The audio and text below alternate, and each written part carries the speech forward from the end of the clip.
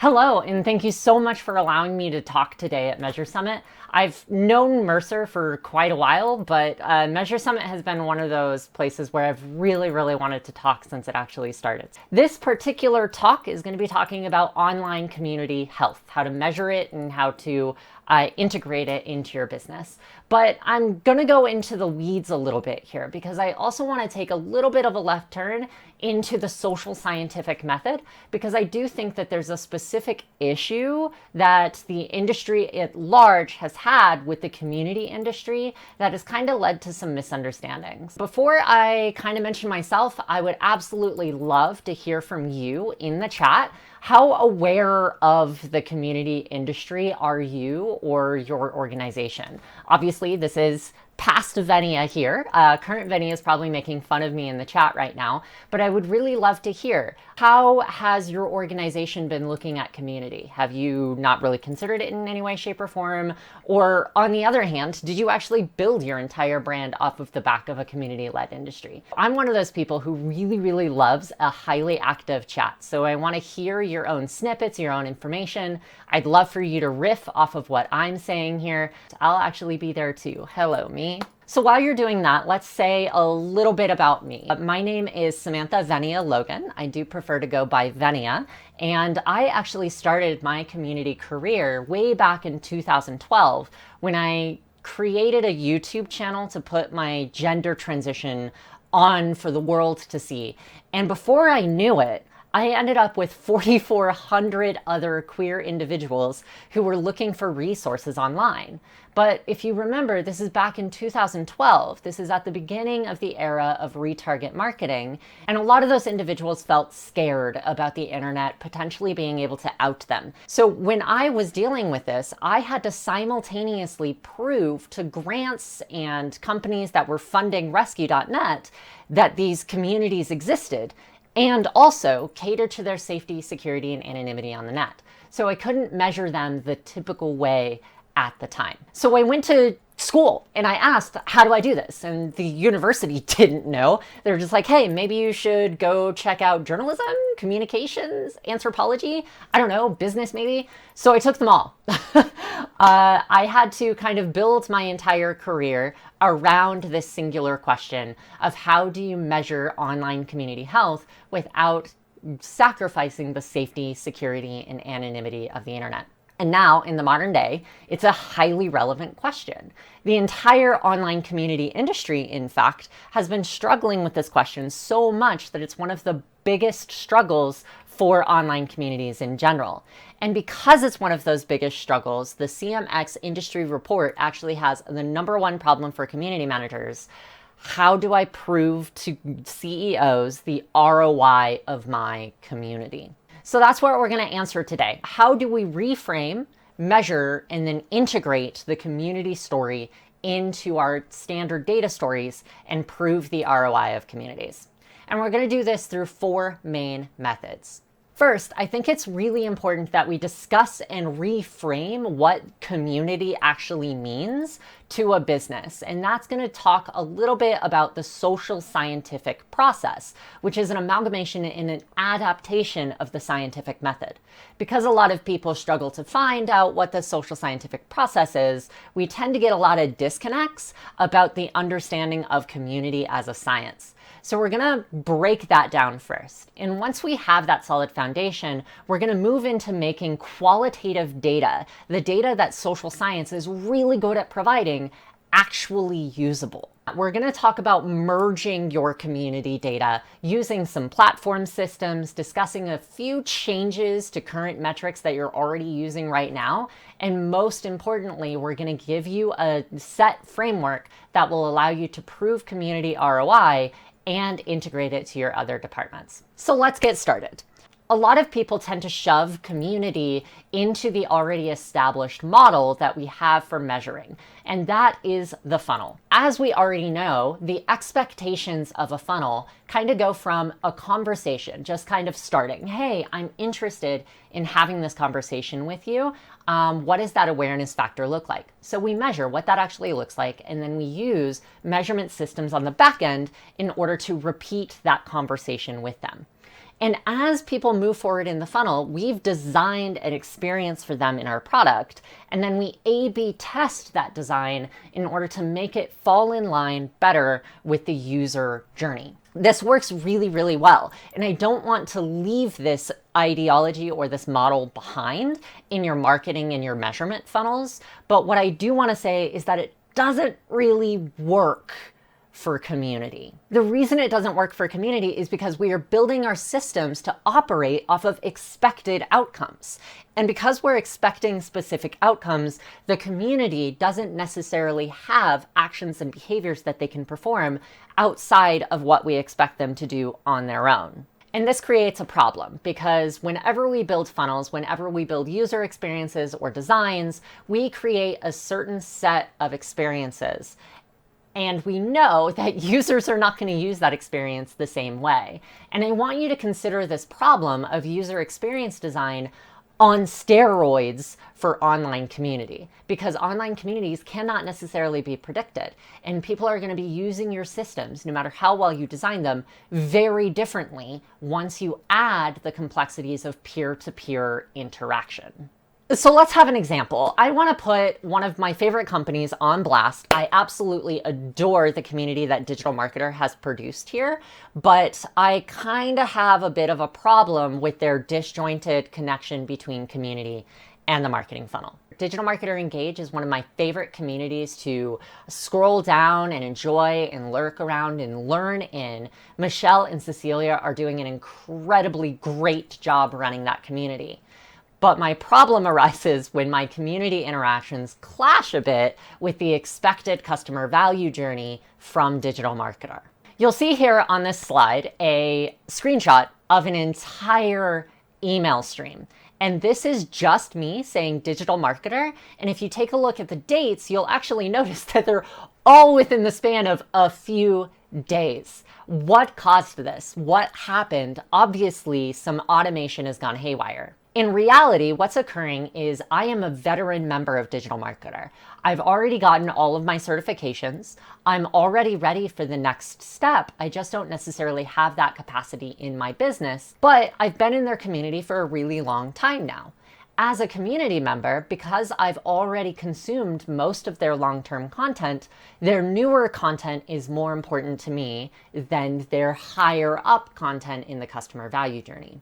What that means is that their community is keeping me engaged with beginning level content and telling their community, whenever I choose to read one of their newest blogs, that I am indeed a beginner in their community, which creates a problem because I'm not a beginner in their community. Instead, I keep tripping tags and flags that they want to use in order to bring in new traffic as a veteran member, and it annoys me while also confusing them. The issue with this disconnect is because most funnels are an individual conversation with a user, a conversation between the user who's coming in and the brand that we're talking to.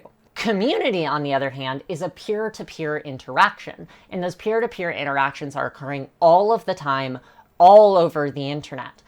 Sometimes I'll be interacting with Michelle on Twitter. Other times I'll be interacting with DigitalMarketer Engage on Facebook. I'll be in DigitalMarketer Lab with a specific question, or I'll be attending an event. On average, most individuals will use between 7 to 10 different community platforms to engage with your brand. But the automation and the retarget systems that we've been using have really only catered to specific structured platforms we hope to interact with them on. And I think it's really, really critical to recognize one other very important difference here. Community is a social science. We have to measure it social scientifically. Here's what I mean by this. The definition of a community can change depending upon who you talk to, and that's not super helpful for a lot of the data engineers and the companies out there for learning how to measure and understand community ROI. Because of that, we don't necessarily have a good structure for measuring it. So let's talk first about the definition of community. The definition of community is a unit of culture. It is a defined space, what we call a scope in social science. That's a very important term. Because it's a unit of culture, it borrows the very definition of culture. The set of shared attitudes, values, goals, experiences, and artifacts that characterize, this is the community part, a defined group of people of any specific size. Now, the data analysts in this talk, you may be raising some mental flags here. If you could just put a metric on each of these individual parts of culture, you could easily gauge and determine metrics for community health. And you'd be right. That is indeed how you might do that. But there are some additional complexities, namely the fact that there are a lot of different stakeholders and players in community who care about different aspects of each of these elements. Which leads us to the social scientific process. What I want to offer here is a framework that allows you to understand how the different metrics that you're going to be studying, the variables that you choose, will change depending upon the perspective and the scope of the community that you're discussing. So let's explain that. I want to take you back to your 6th grade year when you first started and first learned about the social scientific method. The whole idea is to create a question and have a hypothesis and then attach that hypothesis to an experiment. The easiest way to build your experiment is to select a chief few variables, 3 tops. And then based upon those variables, you simply change one, you tweak it, and then you look at what the impact or the effect might be. And then you do it again and again. And over time, after you've done several experiments in serial, you've learned how something works. The issue is that the scientific method is insufficient for studying community. Why? Well, your variables can be exactly the same. And because your community, the environment that you are testing within, is constantly changing, you can have the same variables yield completely different results depending upon the context. And further, those same variables might change depending upon who you're talking to. So what the social scientific process said was, okay, if the variables are ever changing, let's just keep the variables the same and study the thing that does change, the context in which those variables occur. And we call this a scope, the context or the boundary by which several variables occur. And the tool, the context that allows us to change the scope while keeping the variables the same is called the Rules of Generalization. In the Rules of Generalization, there are 5 main ways for us to change or establish or develop data. We're not going to go into it here. You're going to have access to the slides and the recording. I invite you to screenshot this slide right now. But the really cool, fun factor is that all 5 of these kind of wrap themselves into one singular formula. A concept, this thing is happening, applies to B population, my super users, only so far as C limitation, but it's not happening to my general community. And then we take that information and we say, okay, so it looks like we have this phenomenon occurring. It's happening because of these specific things within my super user group, and it's good for our business. So how can we make that happen in the wider community? How can we make that happen among our brand new members who are onboarding instantly or immediately? What's the difference between the 2 contexts, and what do I need to modify in my operations in order to make the same variables that happen to our super users also happen within the scope of our general community? So let's apply this now. Let's talk about the scopes of community. I want to introduce my really good friends over at Orbit. Orbit is a system that allows you to measure community across multiple different platforms. And Orbit looks at these notions of scopes by creating a measurement system that allows you to measure each time a user gets closer and closer to your business. It doesn't matter what they do or what triggers they cause or how they function. You just build those in various different places. But every time they pass a membrane barrier, they are given a reward that constitutes the measurement factor for whether or not they've gotten closer to your brand. You'll notice over on the right-hand side of this slide that we actually have a small little cone that's been established here. That cone is your traditional funnel. And you can have 5 or 6 different funnels that each cover across this whole area, or you can create a metric system that measures community based upon each individual level when they raise their hand to say, I've been observing your organization, but now I'd like to be a user. You can generalize across all of your funnels in order to make it easier for you to measure, regardless of the step of the funnel, where a community member might be. Then you simply compare and contrast that with your marketing infrastructure. There's an additional benefit to this as well, because for community managers, one of the big issues that they have had is how to move product or move system or move marketing away from their core nucleus, the company that they're in, into the super user program. Harkening back to that same example that I used before about being able to understand what's happening in your super users and apply that to your general audience, you can use this system in order to create precedent and momentum. Now, I'm just going to side note a little bit here to talk about one of my biggest hot takes.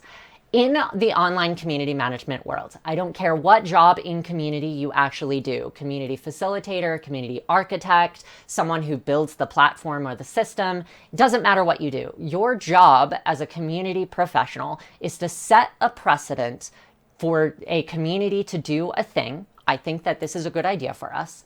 And then build momentum gradually and systematically until the community is doing that thing on their own. So it's setting precedent and then building momentum.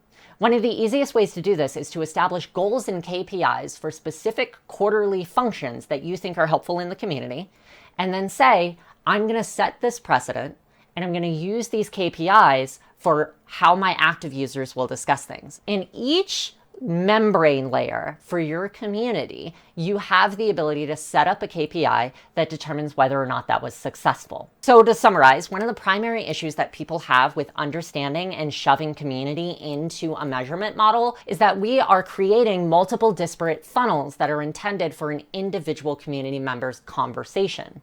Because it's not connected across those funnels in any way, community is really struggling to determine its ROI. The attribution of a community conversion fails to make it into the funnel and therefore doesn't get measured.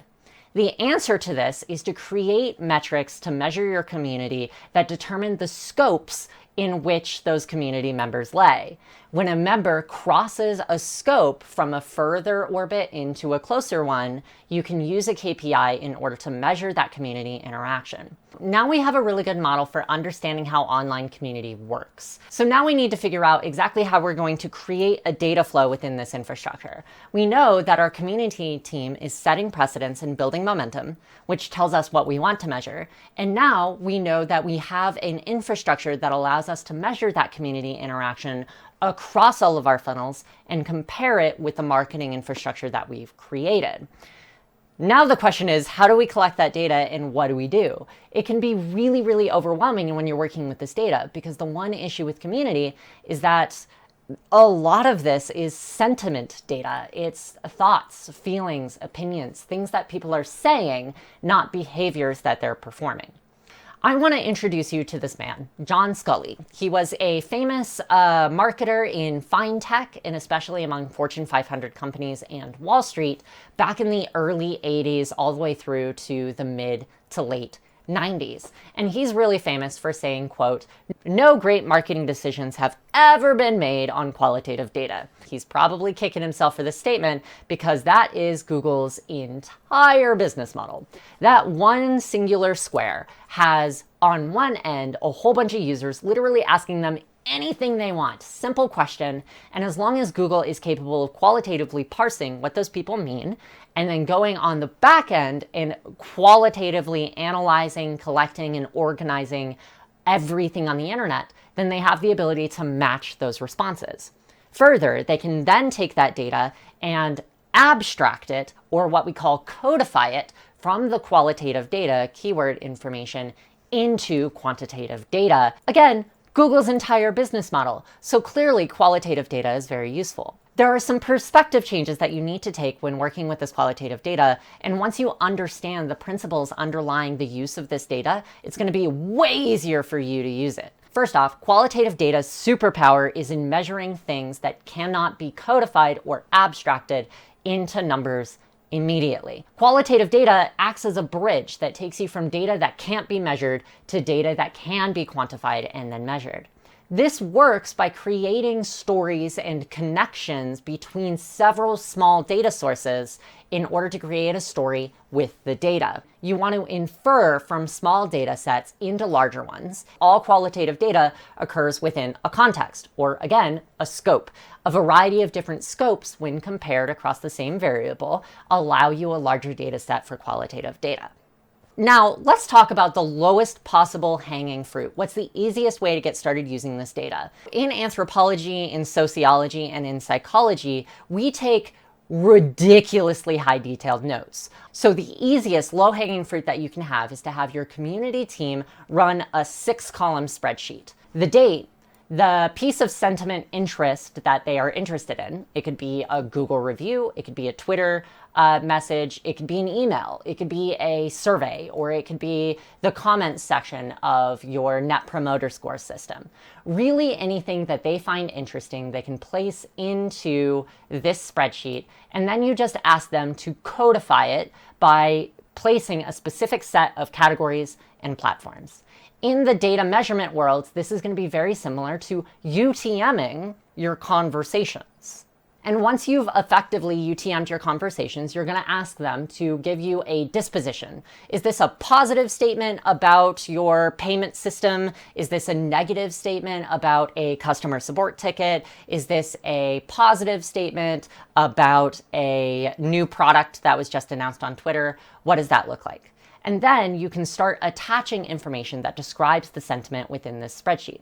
Lastly, you just include notes. This allows your community team to set precedent and build momentum, and then record the functions or the cultural impacts that have occurred in that momentum about whether or not they are positive or negative and what those categories look like. If you're a data analyst and you say, this might be a little bit too much work, I'm not entirely sure about doing this manually, and how do you manage sample bias? There's a lot of problems with this system. So here's what I recommend in order to make it a little bit easier on yourself.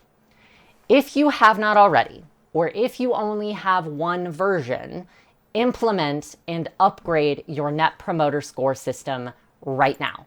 Again, it is the lowest hanging fruit, and barring any potential red tape or any conversations that you need to have, your community, your measurement, and your marketing team can do this literally today. You now have an automatic system that allows you to determine the disposition of specific comments within a comments box. Further, that comments box is qualitative data that you can just automatically put into this spreadsheet, list, label, and categorize based upon the response that they receive. Again, these are low-hanging fruit. They're very low resolution. They're very high-end kind of concepts just to get started. But you can refine, manage, and control a lot of these. You can create weights that determine how valid one message is in a specific scope versus how valid a message might be in a different scope.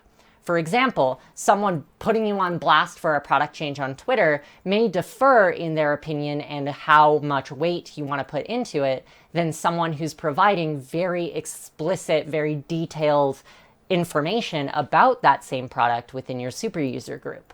Now, we're going to get into some slightly more advanced systems that will enable you to do this. I want to say right from the get-go that these systems are not another thing for you to manage. They're not another thing for you to integrate, but it's really important that you work with your community professional, if you only have one, or your community consultants, or your community team. No matter how small or how big you are, it is absolutely critical that you get yourself a community intelligence platform and then ask the team members to learn about that platform, report to it, and then integrate that platform with your CRM, with your other information. Kind of as an aside, I also want to say this is not sponsored, but I do strongly recommend using Common Room for this. One of the easiest reasons is because for a brand community, it's going to apply a lot better metric decisions than something like Orbit will. If you're in an open source software area, I do recommend Orbit, and Threado is also another really good option. A lot of these community intelligence platforms were essentially built because they recognized that community takes place across multiple different platforms and cannot be recorded in a singular funnel. For that reason, they created an aggregation platform, a community intelligence platform that takes social listening on steroids and connects and adapts and measures the various different orbit levels that you have within your community. So real quick, let's talk about what these systems are really going to look like. Right from the get-go, you can see here the front page dashboard for each system. You can also see that there's already a collection of metrics being collected, essentially a playground, a toolbox, if you will, that you can use in order to integrate into your marketing platform. You'll see at the very, very top that we have a community pulse check of the total members, how many posts were submitted, the messages posted on, new members. All of this comes out of the box. But crucially, you'll also notice that the social scientific part of this conversation is also included. you'll see that we have top contributors, we have discovering members in Threado's case, we have the people of interest, the movers and shakers who are building community. There's a lot of ways for your community managers to utilize and leverage this data to set precedent and build momentum within their communities, to find the people that they need to talk to in order to make the things happen. If you do want to know more about that, just know that the online community space is going to be all about upscaling their skills. So you as a data analyst or as a measurement marketer don't necessarily need to do it again. I do recommend, however, that you spend a little bit of time with your community manager every week figuring out what exactly this looks like, because just a single conversation with a mover or a shaker could completely change your marketing, sales, support, and product development teams. It's incredible the amount of information that you can receive from these community intelligence platforms. I also want to note that in community, there's this concept called the engagement trap, because a lot of people focus on just moving a metric up, just moving a metric up and to the right if possible. This should not be your focus. A lot of community managers are asked to perform on metrics that they're not capable of actually moving, and as a result, they get stuck in this engagement trap with community growth. Instead, you should focus not just on the quantity of your community's growth, active members and new members, but also the quality of that conversation. And that's why I recommend once you get better at building qualitative data, you start to add weights and measurements and quality features. A lot of these community intelligence platforms already have those systems built in, but you need to be able to augment, support, and build that into your systems. With that, we're going to come to the end of this talk to show you what this could look like for you, your community, your marketing team, your sales team, your support team, because ultimately the role of a community is that it augments your department's performance anywhere community interacts with users.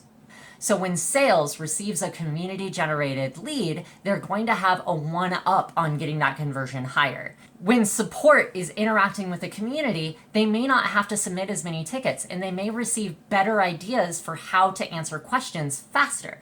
You might be able to scale your support system using this, or conversely, you might be able to build a support and feedback system into community that automatically improves your product. The true ROI, the true development of community, is in integrating the community features and the community development into all of the various different departments. That means that we have an attribution problem on our hands because we need to determine what aspects of community have actually catered to the development of each of those departments. So here's what I recommend. Here's the system that I suggest you start with.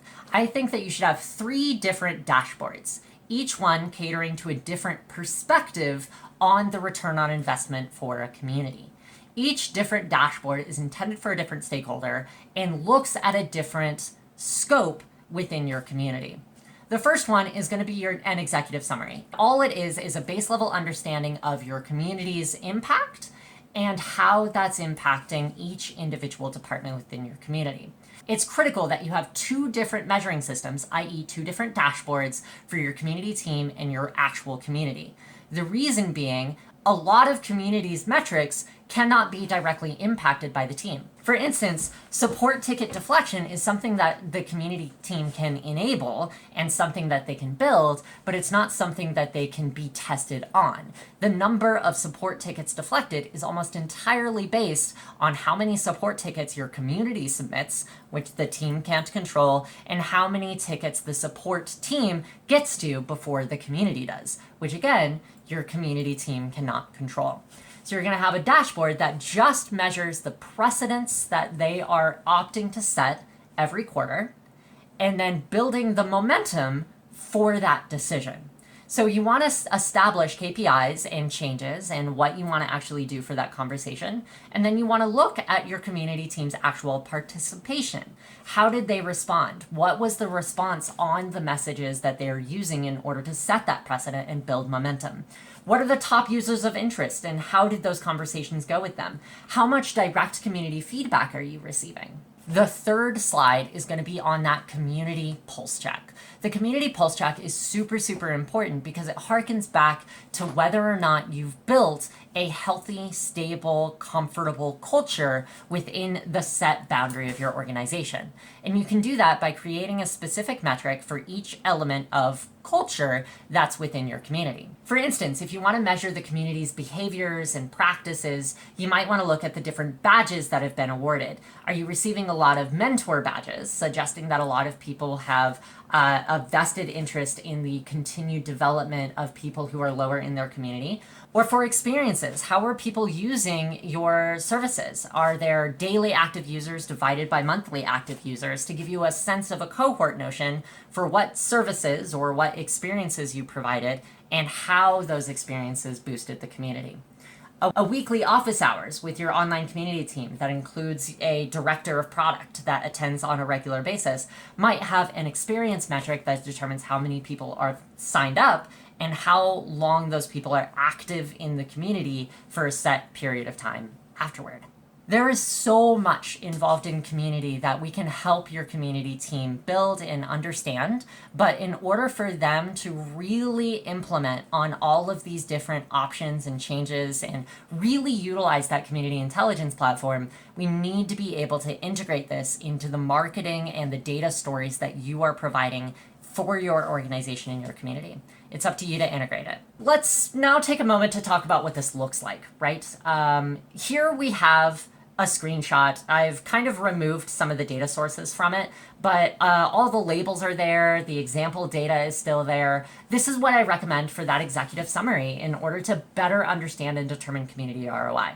What I do recommend is that you have marketing general leads without touching community, and then you have community generated leads, people who've spent a little bit of time in the community before that lead has come about. Allowing you to do this allows you to add the total number and then determine via attribution what's happened with your community. This is all about determining community's role in improving, escalating, and augmenting those standard metrics. And I recommend that the community team have a conversation about each of these metrics because this is determining their overall success with the rest of the department. And suddenly you now have a dashboard that puts everyone on the same page and merges your community story with your standard customer value journey story. I also want to quickly mention over on the right-hand side of this slide is one of my favorite and the easiest way for you to implement qualitative data within your community. I call it the top 5 kudos and the top 5 uh-ohs of your community. Not only is this just going to build automatic complete social proof and boost the morale of your organization, it's also going to give your CEO and your product design team a really nice week over week understanding of the conversation about the product and what they need to improve or maybe look at. This makes it very, very easy for you to integrate that community story. With that, I want to say thank you so much for inviting me, Mercer. I really, really appreciate the opportunity, and I hope I lived up to it. Again, I am in the chat down below. If you want to contact me or you want to have further discussion about this topic, my Twitter handle is @SamanthaVenia. And as with all community professionals, I do have a community on my Discord that you can join if you want to discuss it further. I'm happy to answer a lot of your questions. Thank you so much. And this has been great. This has been really, really fun. I appreciate it. Bye.